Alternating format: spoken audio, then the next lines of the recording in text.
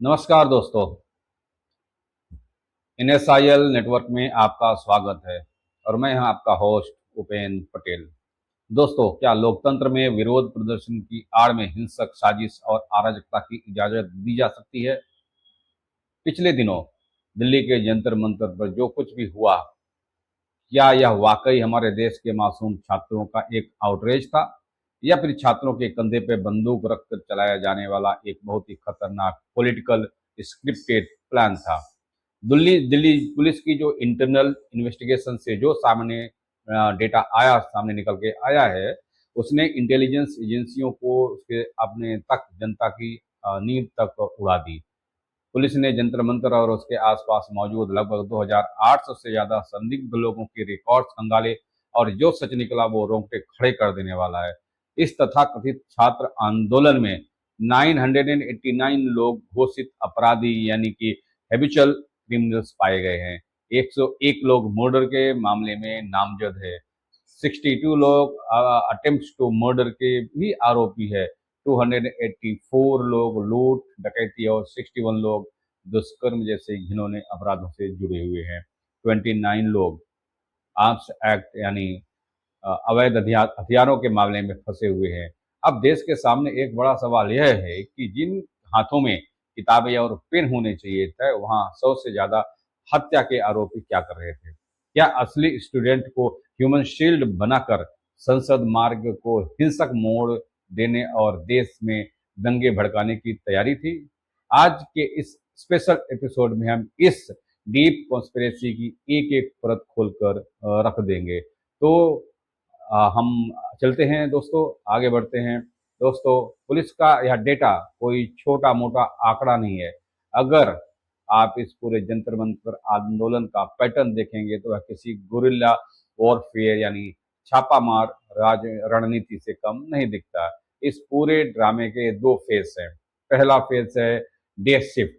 दिन के उजाले में कैमरों के सामने कुछ पढ़े लिखे मासूम दिखने वाले वो छात्रों को, बच्चों को आगे किया जाता था ताकि उनसे गालियां दिलवाई दी जा सके, ताकि मीडिया में यह नैरेटिव सेट हो सके कि देश का युवा बेहद गुस्से में है इस सरकार से। और दूसरा फेज था नाइट शिफ्ट। लेकिन जैसे ही शाम के 8 बजते थे, अचानक जंतर मंतर पर भीड़ का रूप, रंग, पहनावा और भाषा बदल जाती थी। रात के अंधेरे में बाहर से बुलाए गए उपद्रवी आते थे और जो पुलिस पर पथराव करते थे, बैरिकेड्स तोड़ते थे और हिंसा फैलाते थे। यह कोई मामला पहला नहीं है दोस्तों। याद कीजिए 2019 का शाहीन बाग और 2020 के जो दिल्ली के जो दंगे थे, या किसान आंदोलन के नाम पे 26 जनवरी को लाल किले पर हुआ उपद्रव। एक बार फिर यही इकोसिस्टम काम करता है। मुद्दा कोई भी रहे, चाहे सीएए हो, कानून हो, कृषि कानून हो या नीट हो, पेपर लीक, असली जो मोटिव सिर्फ एक ही होता है, how to create chaos and embarrass India on the global stage, यानी भारत को दुनिया के सामने कैसे बदनाम किया जाए। और सबसे हास्यास्पद बात यह देखिए, जब सरकार ने बातचीत का रास्ता खोला और सुप्रीम कोर्ट में अपना फैसला सुनाया, तो इस तथाकथित नेताओं ने, उनके प्रवक्ताओं ने मीडिया के में आकर यह कहते हैं कि हमें सुप्रीम कोर्ट का फैसला अनएक्सेप्टेबल है, यानी नामंजूर है। सोचिए, जो लोग देश की सबसे बड़ी अदालत के आदेश को मानने से इनकार कर दें, वे क्या छात्र हित के लिए बात करेंगे? जब आपका मकसद समाधान तलाशना ही नहीं है, तो आप हर कानूनी रास्ते को रिजेक्ट ही करेंगे। इसमें कोई छुपी ढकी छुपी कोई बात ही नहीं है। और दोस्तों, इसके अंदर बहुत ही बड़ा जियो पॉलिटिक्स, फॉरेन जो मनी है, डीप स्टेट का इसके अंदर बेहद ही खतरनाक रुख सामने आया है। तो चलते हैं। अगर आप सोच रहे हैं कि यह सिर्फ एक दिल्ली की लोकल राजनीति है, तो आप बहुत ही बड़े भ्रम में हैं दोस्तों। दशकों से या बिग जो पिक्चर्स है, समझनी पड़ेगी कि आज दुनिया के नक्शे में भारत जिस रफ्तार से आगे बढ़ रहा है, यह कई पश्चिमी देशों, वेस्टर्न डीप स्टेट को पच नहीं पा रहा है। जब आप रूस और यूक्रेन युद्ध के बीच बिना किसी दबाव में अपनी स्वतंत्र पॉलिसी, फॉरेन पॉलिसी पर कायम रहते हैं, जब आप यूपीआई यानी यूनिफाइड पेमेंट सिस्टम का जो सिस्टम पूरी दुनिया की सबसे बड़ी अमेरिकन कंपनियों जैसे वीजा और मास्टर कार्ड के मोनोपोली को भारत से उखाड़ फेंकता है।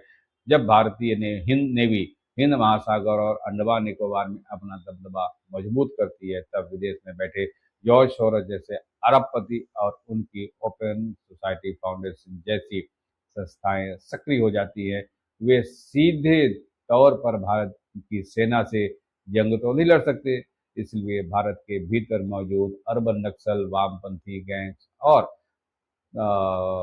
कट्टरपंथी ताकतों के जो उनके जो तत्वों के अकाउंट्स में इतना पैसा झोंकते हैं, उनका सिंपल सा फार्मूला है, कीप इंडिया स्टेबल, यानी भारत को कभी शांत मत बैठने दो ताकि विदेशी निवेशक भारत में आने से डरे। भारत की इमेज एक अशांत देश की बने और हमारी इकोनॉमी की रफ्तार बिल्कुल नहीं रुकनी चाहिए और भारत की इकोनॉमी की रफ्तार रुक जाना चाहिए। और इस घिनौने खेल में हमारे देश की कुछ हताश विपक्षी पार्टी भी अनजाने में या जाने में अपने फायदे के लिए इनकी व्हीकल यानी जरिया बन जाते हैं। विपक्ष को लगता है कि वे चुनाव के मैदान में सरकार को हरा नहीं सकते, इसलिए वे विदेशी ताकतों को लगता है कि जब तक भारत में एक मजबूत नेतृत्व है, भारत को दबाया नहीं जा सकता।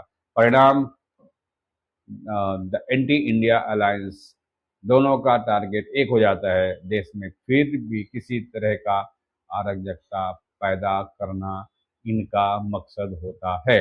अब जरा संसद की बात करते हैं। जब संसद का मानसून सत्र शुरू हुआ तो सरकार ने तुरंत पेपर लीक माफियाओं पर नकेल कसने के लिए कड़े कानून पेश किए, लेकिन संसद के भीतर क्या हुआ आप सब जानते हैं। 6 घंटे बहस चली, लेकिन अफसोस विपक्ष की तरफ से छात्रों के भविष्य के लिए एक भी कंस्ट्रक्टिव सजेशन यानी सकारात्मक सुझाव नहीं आया। उनका सिर्फ एक ही काम था, अटकाना, लटकाना और भटकाना। जो नेता खुद अपने राज्यों में नकल माफिया को संरक्षण देते हैं, वे संसद में खड़े होकर देश के युवाओं को गुमराह कर रहे हैं। लेकिन इससे भी ज्यादा चौंकाने वाली बात क्या थी?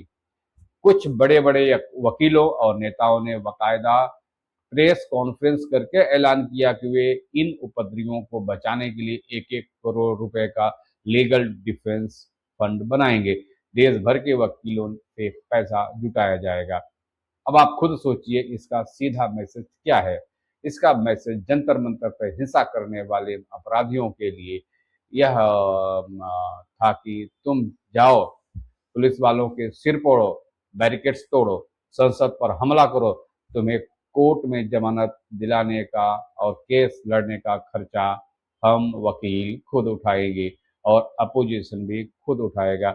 यह सीधे सीधे हमारे लॉ एंड ऑर्डर सिस्टम को खुला चैलेंज है। तो इस पे सरकार ने संज्ञान लेना चाहिए। दोस्तों, इस पूरे घटनाक्रम के बीच एक बहुत ही गंभीर घटना घटी जिस पर आपका ध्यान जाना बहुत ही जरूरी है।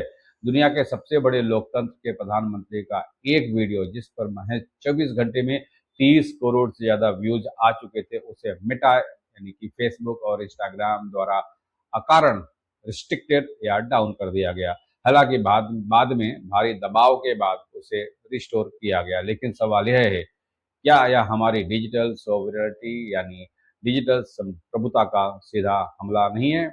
140 करोड़ की आबादी वाला भारत इस इन टेक कंपनियों के लिए दुनिया का सबसे बड़ा बाजार है, लेकिन इसके बावजूद ये अमेरिकन टेक जाइंट्स अपने एल्गोरिदम कंट्रोल का इस्तेमाल करके भारत में नैरेटिव को कंट्रोल करने की जरूरत करते हैं।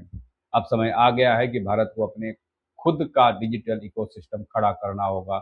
जैसे हमने बैंकिंग में यूपीआई बनाकर अमेरिकन फिनटेक कंपनियों का राज खत्म किया, वैसे ही हमें अपने नैरेटिव सोशल मीडिया प्लेटफॉर्म्स बनाने होंगे।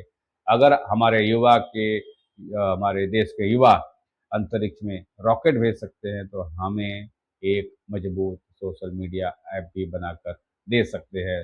तो दोस्तों, आज के इस एनालिसिस से यह बात शीशे की तरह साफ हो जाती है कि जंतर मंतर पर जो कुछ भी रचा गया वह छात्रों के भविष्य की लड़ाई तो बिल्कुल ही नहीं थी। यह एक सोची समझी इंटरनेशनल राजनीति और साजिश थी, जिसका मकसद भारत की शांति और लोकतंत्र पर चोट करना था। लेकिन भारत की जंजी यानी आज की युवा पीढ़ी इतनी नासमझ नहीं है। हमारी जंजी वो है जो दिन रात मेहनत करके नीट और यूपीएससी क्रैक करती है, जो स्टार्टअप खड़ा करती है और वो देश का नाम रोशन करती है। कुछ सब बिके हुए भटके हुए उपद्रवी इस देश के करोड़ों युवाओं का चेहरा तो बिल्कुल ही नहीं हो सकते। देश के हर नागरिक को जागरूक होना होगा, ताकि हम किसी भी फॉरेन पावर या पॉलिटिकल इकोसिस्टम के मोहरे ना बने। जंतर मंतर के इस पूरे सच पर आपकी क्या राय है? हमें कमेंट सेक्शन में अपनी राय लिखकर जरूर बताएं। इस वीडियो को ज़्यादा से ज़्यादा शेयर करें, ताकि हर नागरिक तक पहुंच सके। देखते रहिए NSIL नेटवर्क। चैनल को सब्सक्राइब करना ना भूलें। जय हिंद, जय भारत।